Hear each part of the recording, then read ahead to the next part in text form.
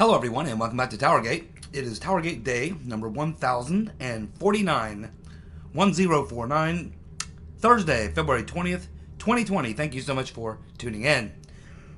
Here we go. A lot of news to cover today, so let's go ahead and get right to it. First of all, before I even get started on the news of the day, I want to send a short message out to Attorney General Barr, and I want to send a short message out to President Trump. First, Attorney General Barr.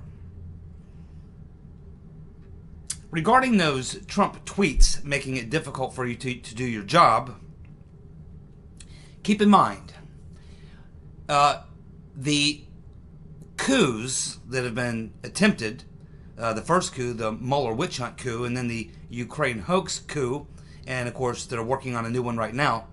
These coups make it very difficult, Mr. Barr, for Trump to do his job.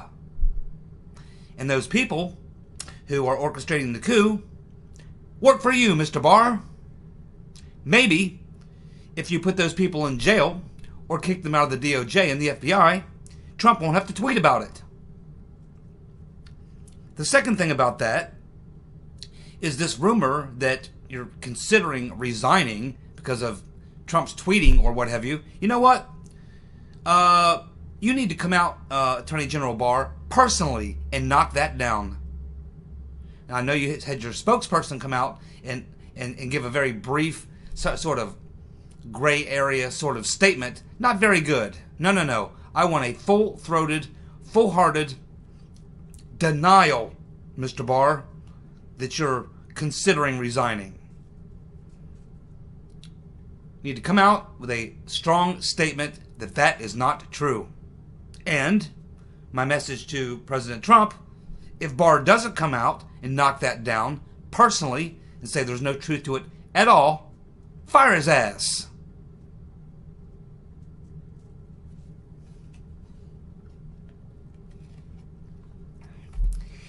It's me. His tweets are making it hard for me to do my job.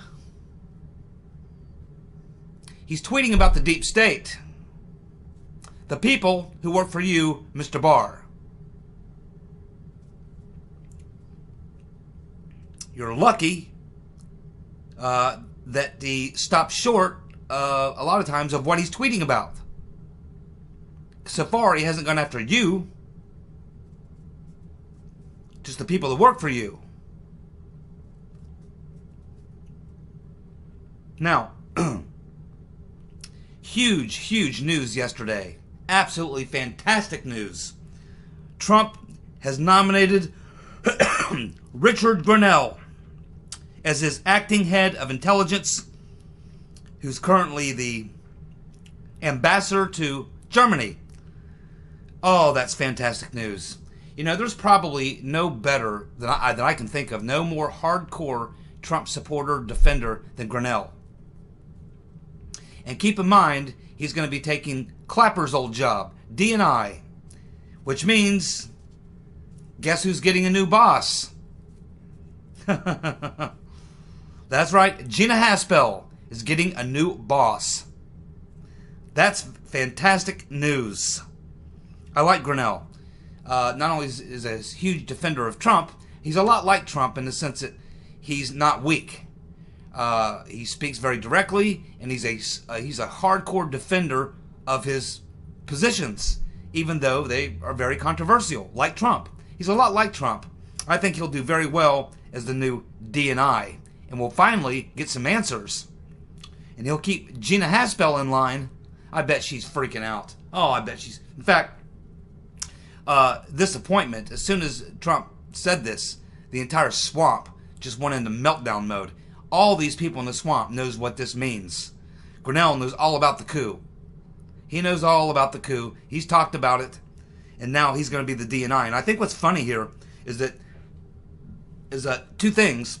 First, on his radio show a couple of days ago, Sebastian Gorka said he had just had a conversation with Trump, and that the only topic that he wanted to discuss with Trump in that conversation was personnel. Personnel. Gorka was basically telling Trump, hey man, Everybody loves you, but everybody agrees. The only mistake you've made is the people you surround yourself with. I'm sure Gorka gave Trump a very good earful of why he needs to really focus on personnel. And then we get Grinnell. So obviously Gorka got through to him, and that's good. That's good.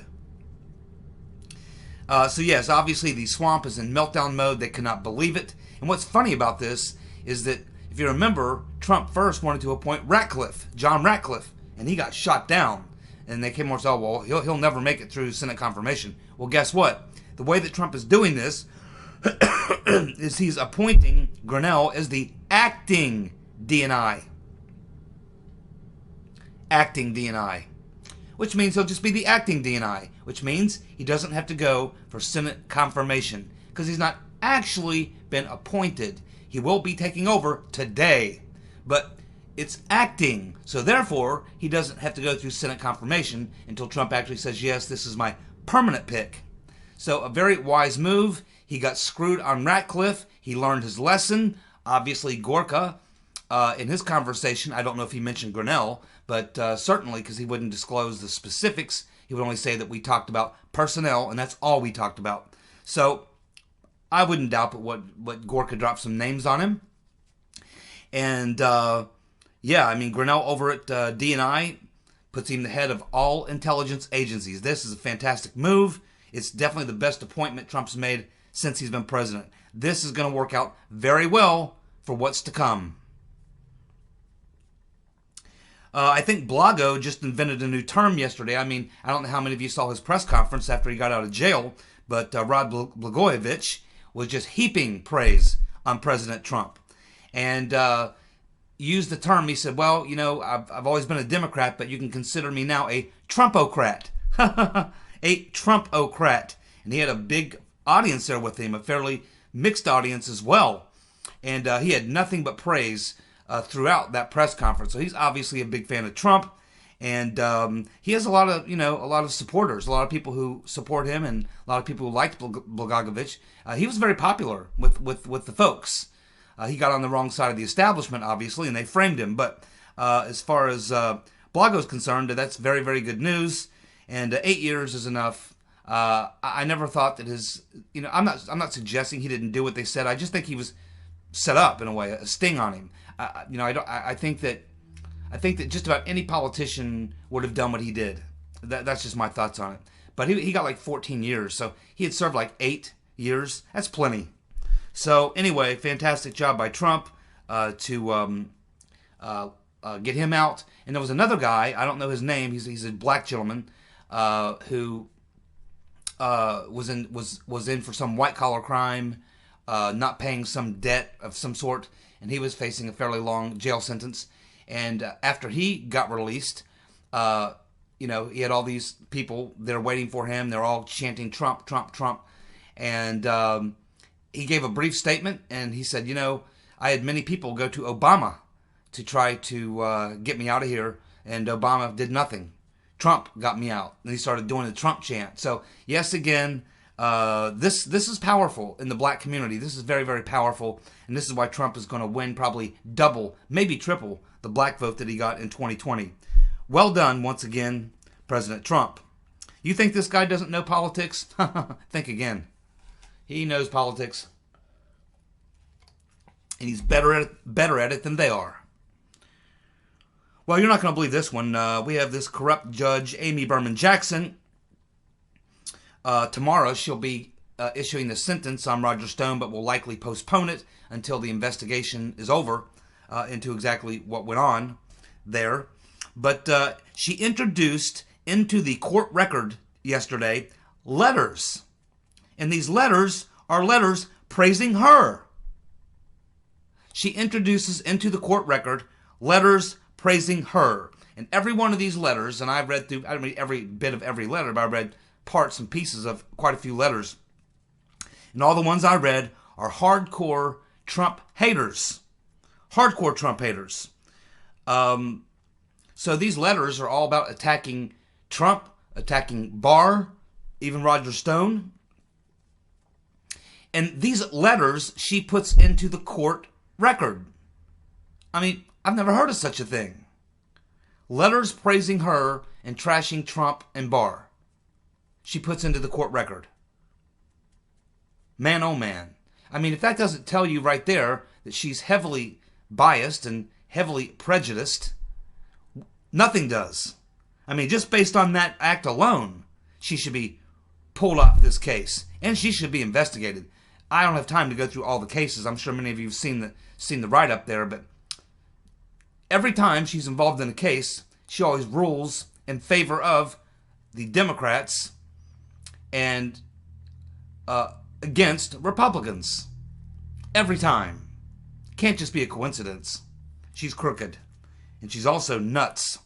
And introducing these anti-Trump, anti-Barr letters praising her, that's just kind of crazy. Yeah, I'm glad that they're going to have somebody look into that. So yes, we'll continue to follow this story. I'm telling you, this is both the Flynn and the Stone cases. I believe they're being delayed because I think that Barr knows once everything comes out that they'll easily be pardoned, and that these cases, they'll either be pardoned or they'll just be dropped. They're not going anywhere. Unfortunately, in the meantime, Stone and Flynn are having to pay these legal fees, but they're out of jail, and hopefully they'll never see any jail. But this is just crazy, man. We have Chris Matthews saying that Bernie will lose 49 states if he becomes the nominee. Yeah, he'll lose every state but New Hampshire or Vermont. He'll win Vermont and he'll lose every other state. And with Bernie in play now as the front runner, whether Bernie wins or becomes the nominee, or whether he doesn't become the nominee, both of them put the Democrats in a very precarious situation. If he becomes the nominee, Trump could likely win 49 states. If he doesn't become the nominee, Trump could win probably 40 plus states, because the Bernie bros, who obviously make up about 30-35% of the Democratic Party, if he doesn't become the nominee, they're going to say, well, he got cheated. And the Bernie bros actually hate the Democrats more than they hate the Republicans. They'll purposely vote for Republicans or stay home just to stick it to the Democrats. And they can't lose that many people. That many people across all these states could cost the Democrats 40 some odd states. It's going to be a landslide victory regardless of who it is. But yes, I agree. Chris Matthews, if Bernie was a nominee, he'd probably win Vermont and lose every other state. I think that's a fair assessment. And we know that Trump, before he went out to his rally yesterday in Phoenix, he had a stopover in California. I think that the Trump campaign is seriously reevaluating how their campaign strategy. I mean, I think that they were going to go try to run a similar strategy they did in 2016, make sure that they lock up all the regular Republican states, then go to the states they flip blue and work them hard. And they might try to work a little harder in a couple other states, but I think now when they look at the map and they see Bernie and Bloomberg as being likely the only two viable candidates that will have the money to make it all the way past Super Tuesday, knowing good and well that if either of them get the nomination, the party splits. And when you have a split party like that, all bets are off. Every state, with the exception of probably Vermont, every state is fair game when you have a split Democratic Party. It's no longer the map looks a lot different. Let's put it that way. Almost every state in the country is now in play because it's pretty obvious we're going to be looking at a split Democratic Party. There's no one I can see as a Democrat can come in and unite that party. That party is split. It's split between the commies and the business Democrats, or whatever you want to call them, neoliberals. There's no way, they're so far apart that there is no one that you could put in the center. I mean, you can't, they're just so far apart. It's not like there's a few things here and there that separate them. They're completely separated on just about everything. So I just see a very divided Democratic Party, and that's going to put a lot of states in play. And again, if Bernie somehow miraculously overcomes the cheating and everything else they're going to do to him, if he somehow wins the nomination, he could lose 49 states, and the Republicans could actually gain a veto-proof majority in the Senate, and could pick up, probably hold 2/3 of the House. It could be historic, not just a historic presidential win, but Congress as well. That's the damage that Bernie could do, and even if Bernie isn't the nominee, a split Democratic Party, while it wouldn't be as bad as Bernie at the head of the ticket, it'll still be very, very bad, which is good for us and Trump. Of course, Trump going on a tweet storm yesterday morning, tweeting out tweet after tweet after tweet, retweeting Meadows, Jordan, Ratcliffe, and all these people talking about how there must be people must be brought to justice for the coup. Trump is hot on it. He wants the people who were responsible for the coup taken down. And these messages are directly sent to Attorney General Barr. He doesn't say, hey, Attorney General Barr, but I'm sure Barr knows exactly who Trump is referencing by sending out all these retweets. Yes, he's talking about Barr. He's telling him, you need to drain the swamp. You need to put the coup plotters in jail, period. That's the message. And it's, no holds barred at this point for Trump. He's letting it all hang out. Well, we had a Bernie rally in Tacoma a couple of nights ago that we talked about before. I saw a clip that I hadn't seen, and in this clip, it's this woman. I don't know who she is, just some woman. And she was getting a massive round of applause when she said that we need to end capitalism so that we can have socialism. So openly endorsing socialism, and not just openly endorsing socialism, but calling for the end of capitalism. Now that's a clip that I'm sure the Republican, the RNC, definitely has put into the file. And, the Democrats have it too. That's going to drive Carville nuts. I expect we'll hear him commenting on that in the next day or two. Man, oh man, what a blast this is going to be.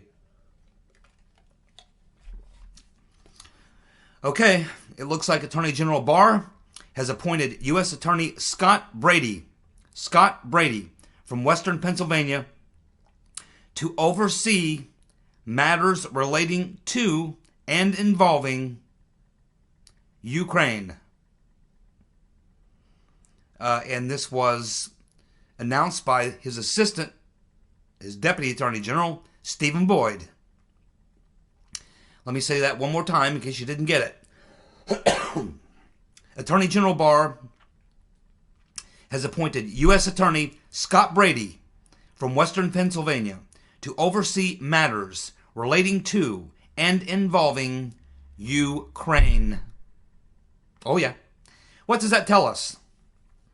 Well, it tells us that they finished the review of Giuliani's materials and have found them to be legitimate enough to have a U.S. attorney take possession of those materials and begin the investigation. There you go. We also have a report that John Durham has expanded his investigation into the special counsel's activities. That would be Uncle Bob the Executioner and the Hillary donor posse, Mr. Wiseman. And he has already interviewed several of the FBI investigators who worked on the Mueller team. Uh-oh. It's funny, just a couple of months ago, I questioned, would Durham actually dig into the Mueller coup? Especially once we learned that, as Attorney General Barr said, after January of 2017, they knew there was no Trump-Russia collusion. Yet they bring in Mueller 4 months later and then convert Operation Crossfire Hurricane, a counterintelligence operation, into a criminal investigation headed up by Mueller, knowing good and well 4 months prior to the Mueller appointment that the FBI had already blown up the Trump-Russia collusion delusion. But Mueller continued anyway. And as Barr said, why is that? There shouldn't have been a Mueller investigation. He knew on day one when he walked in the door that 4 months earlier they'd already debunked Trump-Russia. Yet he went on with a 2-year investigation. Why? Well, that's what John Durham's going to be looking into. Remember, there were 40 FBI agents assigned to Mueller. He's already interviewed some of those people, and I expect he'll interview more. And boy, I can only imagine the questions he's going to ask. I know the first question I would ask for these FBI agents, I would say, so you were sent over to work on the Mueller investigation. When you went over to work on the Mueller investigation, what initially was the main thing that you were investigating? Let's go ahead and let him say, well, Trump's colluding with Russia. Really? Yep, right there. They really had no choice. Man, oh man, I would not want to be one of those people. Because Durham is obviously, I love where Durham is going with this investigation. It's exactly where I would go. We know he was looking into Halper. We know that he was looking into the people over in England, looking into Misfit, looking into Italy, looking into Downer. He's obviously interviewed Downer. He's looking into the Mueller witch hunt now. These are exactly the places you would go if you were really legitimately trying to get to the bottom of the deep state coup. Tells me that John Durham is a good man. Barr has a tendency to piss me off sometimes.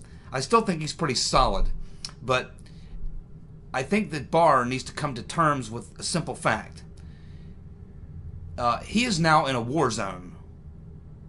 And what I wish that he would get a grip on before he's criticizing Trump for his tweets, I wish he would get a grip on the fact that he is in a war zone.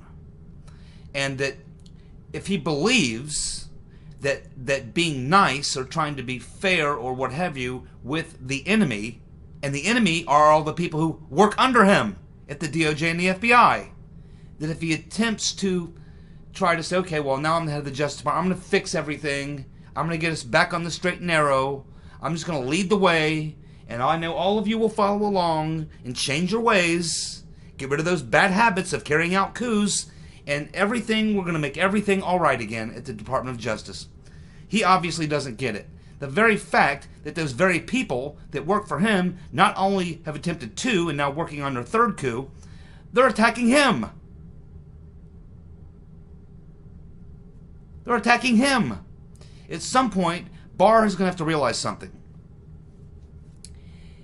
Trying to be nice to the deep state coup plotters and to all these corrupt people at the DOJ and FBI, there is not going to get them to love him. It's not going to get them to play nice. It's not going to get them to change their ways. They're going to continue to viciously attack him no matter what he does. So with that in mind, if you know that you're going to be attacked regardless of what you do, then you just need to do the right thing. And the right thing is to hold the coup plotters accountable, Mr. Barr. Figure it out. Who's attacking you right now, Mr. Barr? FBI and DOJ officials, the left-wing media, and their friends in the deep state, and the Democrats. They hate you. They're trying to impeach you, just like they did Trump. There's nothing you're going to do to appease these people. You can't appease your enemies, Mr. Barr. You have to defeat them. And right now, the people, the enemies who can really do a lot of damage, work for you, while they're actually working against you. They're attacking you. They're not on your team, Mr. Barr. You can't help these people. You can't change these people. You can't, modify their behavior, Mr. Barr. The only thing you can do is get rid of them, defeat them, and the ones who have committed criminal acts, jail them. That's how you handle things, Mr. Barr. This is a crazy story. So, we had quite a few stories that popped up in the fake news about the fact that a lawyer in, I believe in the UK, representing Julian Assange, stated in a court hearing that there was a deal that if Julian Assange would provide evidence that the DNC was not hacked by Russia, that Trump would issue a pardon. This is what this lawyer representing Assange said in a UK court.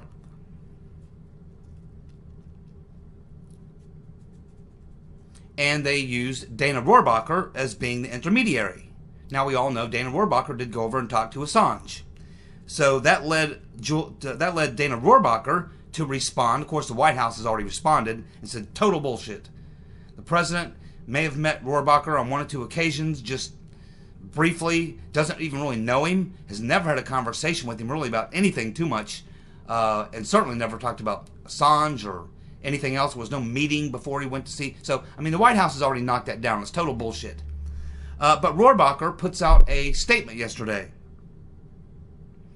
And in that statement, Rohrbacher says that at no time did he talk to Trump about Assange. He says he never offered any deal to Assange. He said he did speak to General Kelly about meeting with Trump after he returned from meeting with Assange, but he said, and he did tell Kelly that Assange told him that he would provide information about DNC emails in exchange for a pardon, but it was something Assange made an offer to Rohrbacher. And then Rohrbacher, once having that conversation, came back, told this to General Kelly, and wanted Kelly to arrange for him to meet with Trump, which Kelly would never do. And it was never followed up on. So Rohrbacher was never able to say anything to Trump about this. And he says, in the final paragraph of his letter, get this, listen closely.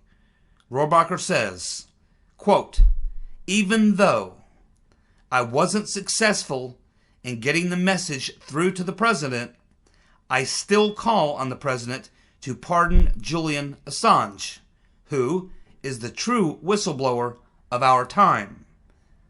Finally, we are all still holding our breath, waiting for an honest investigation into the murder of Seth Rich.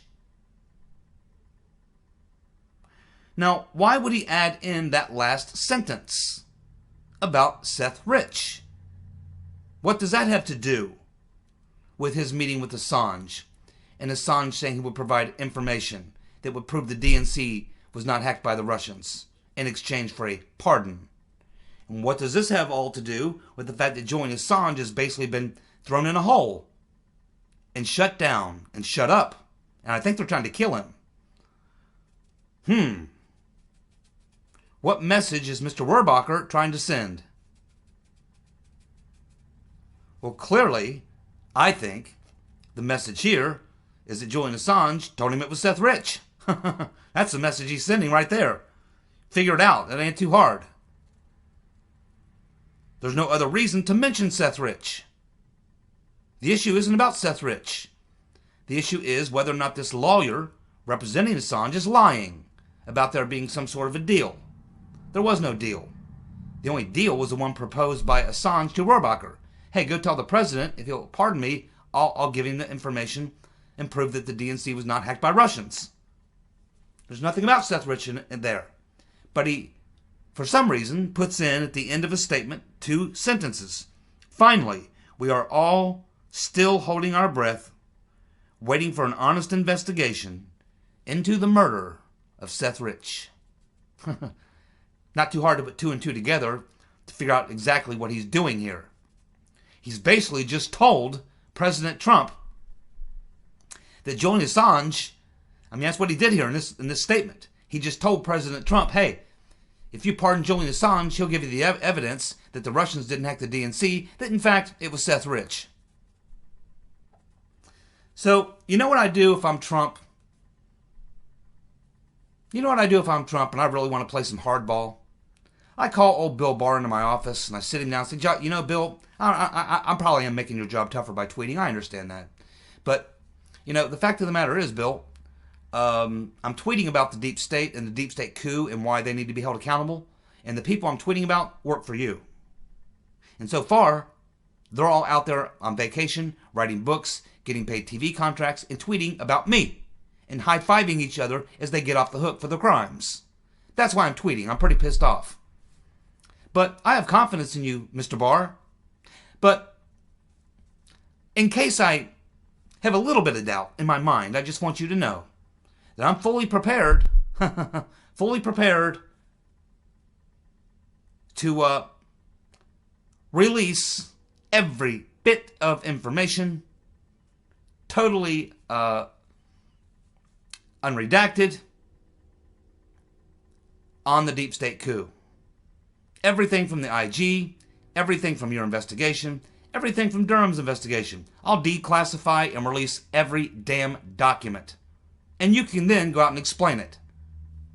Not only that, Mr. Barr, I just might pardon Julian Assange. And maybe he'll give me the evidence to prove that the DNC was not hacked by the Russians. I'm sure Mr. Durham would really like to get his hands on that information, don't you think? And I'll even make him available once he's a free man to be interviewed by Mr. Durham. I think that would be a good idea. What do you think, Mr. Barr? Oh, I'm sorry. You got to get back to that investigation? You're going to take care of it? Good. That's how you get Mr. Barr to put it in high gear. Tell him you're getting ready to pardon Julian Assange and find out who really did leak that stuff to WikiLeaks. And then declassify and release everything. That'll get him moving. And he'll stop complaining as well. Andrew Yang is going to join CNN. Well, he's perfectly qualified. If you want to get on the CNN team, you just have to be a big loser. A big loser. That's how you get on at CNN. Of course, we have Commie Bernie. Commie Bernie, which is days before the Nevada caucus. He's currently up 19 points. If he wins Nevada by more than 15 points over Quid Pro Quo Joe, I think that's pretty much it for Quid Pro Joe.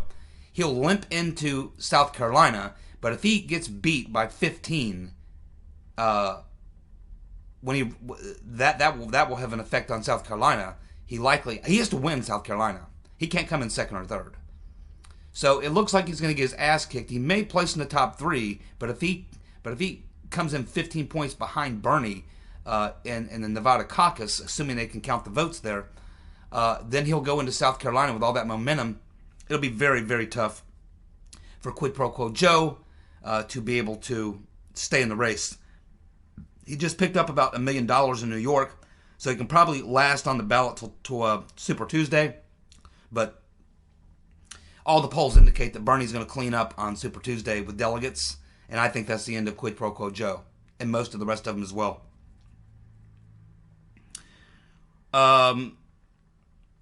Then we have Bernie making a statement. He was asked a question, and he said that he would support the Democratic nominee. If he's not the Democratic nominee, he will support the Democratic nominee, even if it's Bloomberg. Oh, man. Oh. Can you imagine being a Bernie bro and reading that? Can you imagine being a Bernie bro and reading that your hero just said, well, if I don't win, I'll support Bloomberg. What message is he sending? Well, he's sending a clear message to Bloomberg. Hey, Mike, I'm for sale. Hillary bought me for $1 million, but you're really rich. I'll need $10 million from you. Yes, that's right. Bernie just told Bloomberg he's for sale. Now all Bloomberg has to do is find Bernie's price. From Hillary, it was about $1 million. Let's see how much he shakes Bloomberg down for. And boy, are the Bernie fans going to be pissed. They were pissed when he dropped out and supported Hillary for $1 million. Wait till he drops out and supports Bloomberg for $10 million. That'll be even funnier. Finally, that nutcase E. Jean Carroll, who's accused Trump of raping her in a department store, has been fired by Elle magazine, and she's blaming Trump. She actually has a lawyer trying to get Trump to submit a DNA sample to see if they can compare it to some kind of a stain on a dress she's had hanging in her closet for about 40 years that she's never had cleaned. That's a sick woman. Now, I don't think that she got fired because of comments made by Trump. I think she got fired because she filed this lawsuit and it looks bad. And what looks really, really bad is that clip of her with Anderson Cooper on CNN where she looked at him after describing how Trump raped her and said, yeah, but most people think rape is kind of sexy. Huh. At which point, Cooper was like, We're going to go to a commercial break right now and gone. Yeah, that was the end of her. Rape is kind of sexy. Well done. See you tomorrow. Bye.